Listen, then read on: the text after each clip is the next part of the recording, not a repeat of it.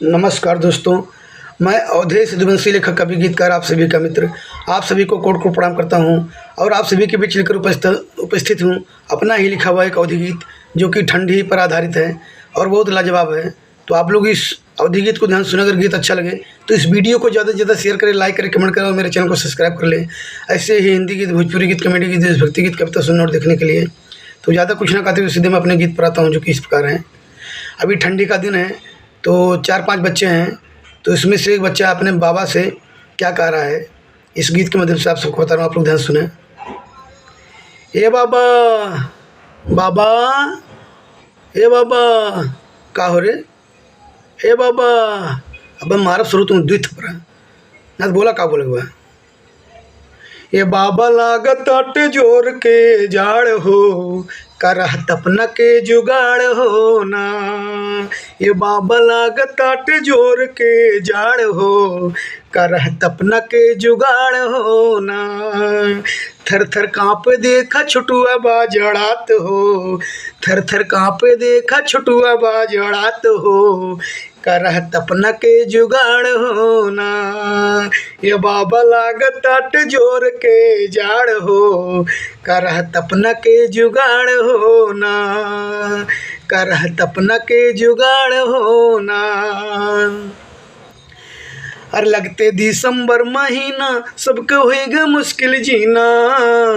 ए बाबा बाबा, अरे लगते दिसंबर महीना सबके होएगा मुश्किल जीना।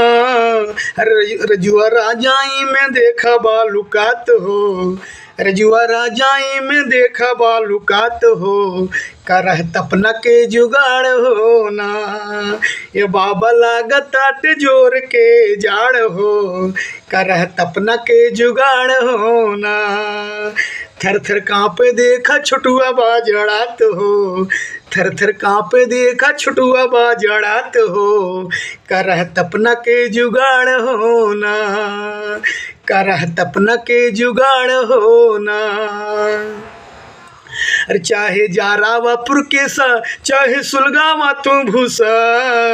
ए बाबा बाबा, अरे चाहे जारावापुर के सा, चाहे सुलगावा तू भूसा।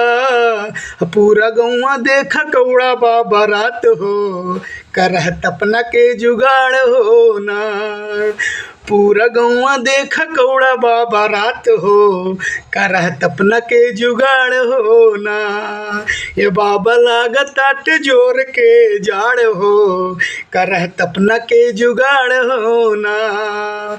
थर थर काँप देखा छुटुआ बाजड़ात हो, थर थर काँप देखा छुटुआ बाजड़ात हो, करह तपना के जुगाड़ हो ना, करह तपना के जुगाड़ हो ना, करह तपना के जुगाड़ हो ना।